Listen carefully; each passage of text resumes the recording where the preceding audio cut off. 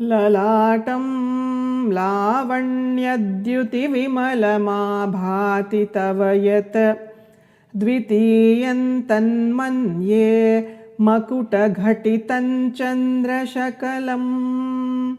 विपर्यासान्यासादुभयमपि सम्भूय च मिथः सुधालेपस्यूतिः परिणमतिराकाहि मकरः भ्रुवौ भुग्ने किञ्चिद्भुवनभयभङ्गव्यसनिनि त्वदीये नेत्राभ्यां मधुकररुचिभ्यां धृतगुणं धनुर्मन्ये सव्येतरकरगृहीतं रतिपतेः प्रकोष्ठे मुष्टौ च स्थगयति निगूढान्तरमुमे अहस्सूते सव्यं तव नयनमर्कात्मकतया त्रियामां वामन्ते सृजति रजनीनायकतया तृतीया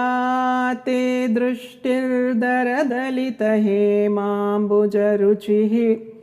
समाधत्ते सन्ध्यां दिवसनिशयोरन्तरचरीम्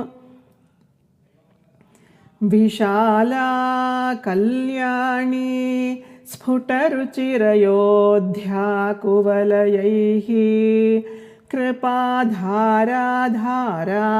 किमपि मधुरा भोगवतिका अवन्ती दृष्टिस्ते बहुनगरविस्तारविजया